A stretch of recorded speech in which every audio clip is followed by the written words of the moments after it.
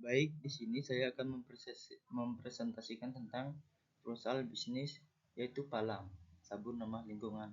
Dosen dengan dosen pengempu Iketut Sunarwijaya SEMSI oleh Ibu Fendi Nitya Sarika NIM 230262010235. Latar belakang bisnis ini adalah munculnya ide usaha ini didorong oleh beberapa insiden bencana alam yang menimpa lingkungan kita, khususnya banjir. Sadar akan pentingnya lingkungan dalam kehidupan kita dan juga pada perekonomian kita menjadi satu pendorong usaha ini dan juga menjadi salah satu usaha yang bergerak dalam menjalankan konsep SDG.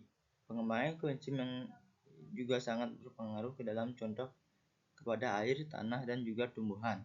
Terciptanya produk Palam ini juga menjadi contoh nyata dan langkah maju untuk melestarikan lingkungan dan juga tetap menjalani proses perekonomian. Adanya produk sabun dari Palam ini juga memudahkan berkontribusi terhadap lingkungan. Hanya dengan kita mandi, setiap kita mandi kita sudah ikut berkontribusi terhadap lingkungan. Limbah air yang mengandung kimia yang sangat merusak dan mencemarkan lingkungan. Tujuan: menjaga kelestarian lingkungan dari pencemaran zat kimia. Dan yang kedua ada untuk mengatasi masalah limbah air sabun kimia atau deterjen dengan berinovasi dengan sabun yang ramah lingkungan, khususnya air. Yang ketiga ada mengatasi masalah rambut atau kulit kepala yang lebih sensitif kepada bahan kimia.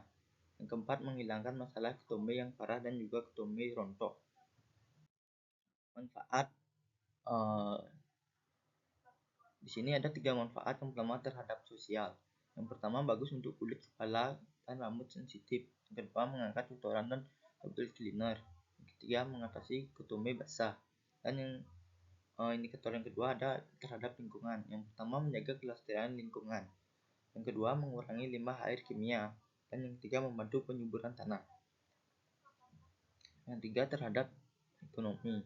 Yang pertama menjadi konsep perekonomian yang ramah lingkungan. Yang kedua keseimbangan perkembangan lingkungan. Yang ketiga menjadi salah satu pasar baru khususnya yang berjalan mengembangkan SDG.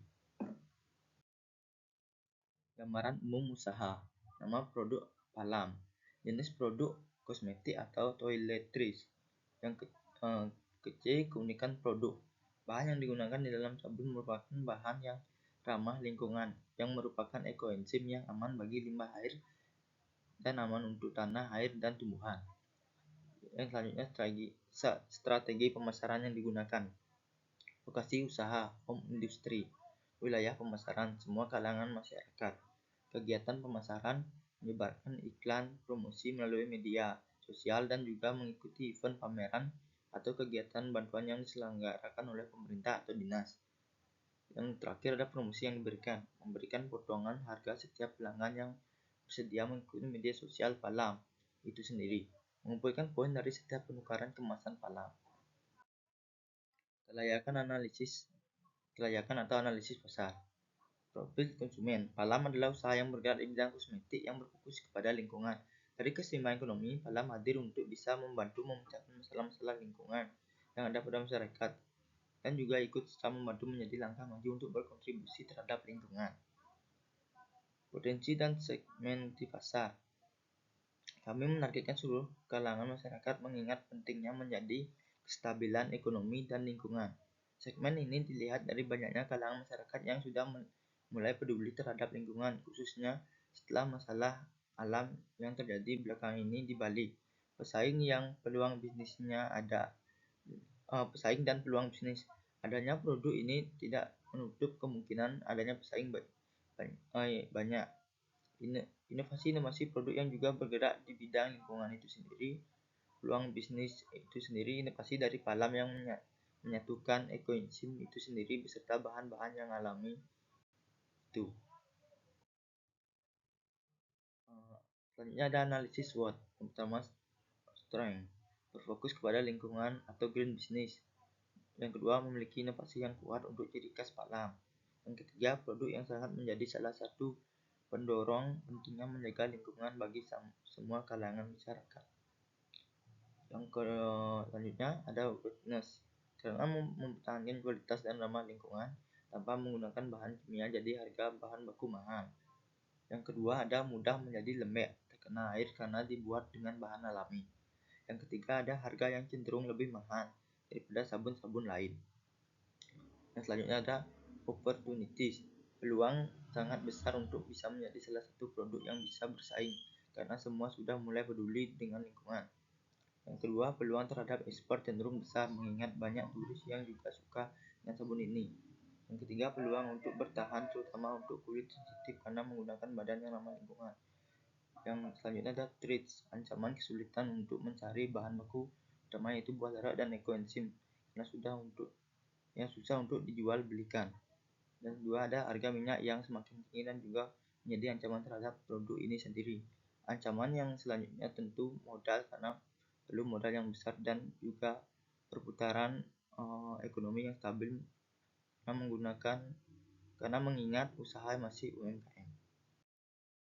Misalnya metode pelaksanaan ada bahan bakunya yaitu minyak, air, ekoenzim, lerak, NaOH dan esensial. Dan bahan penolongnya ada air, lerak dan ekoenzim. Peralatan ada hand blender dan cetakan dan baskom. Selanjutnya ada praproduksi, mencari bahan yang diperlukan. Proses produksi mencampur ekoenzim dan bahan pelengkap. Selanjutnya mencampur ekoenzim ke minyak, selanjutnya mentuang ke cetakan. Selanjutnya ada pengemasan produk. Pengemasan dilakukan setelah masak kuring selama 3 minggu. Pembukaan dalam terhadap sabun dan selanjutnya bagian luar sabun. Selanjutnya ada varian sabun palam. Yang pertama ada coffee scrub, yang kedua ada aloe peppermint, dan ketiga ada blended, keempat ada blackwood, dan yang terakhir ada classy orange. Selanjutnya rencana anggaran biaya.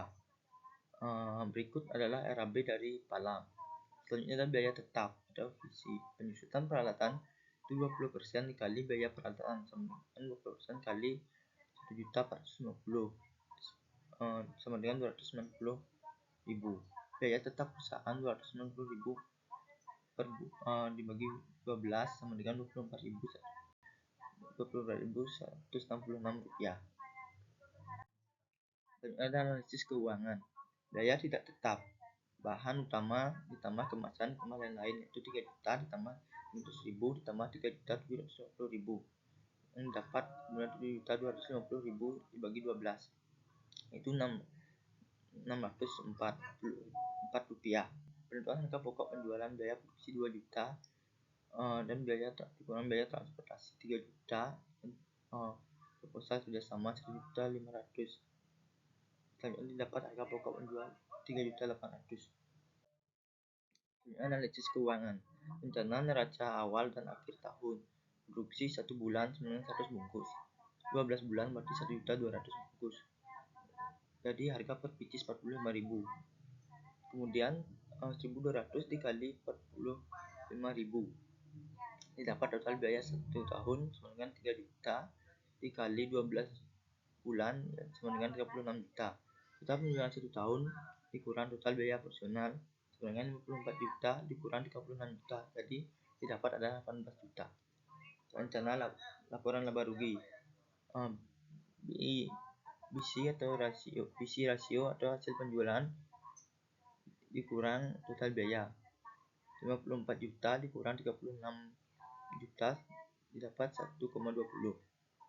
Karena menggunakan BC rasio, maka usaha ini layak dijalankan, artinya setiap satuan biaya produksi diperoleh hasil penjualan sebesar 1,20 kali lipat. Selanjutnya ada return of investasi, keuntungan kurang total biaya 54 juta kurang 36 juta, maka didapat 0,20.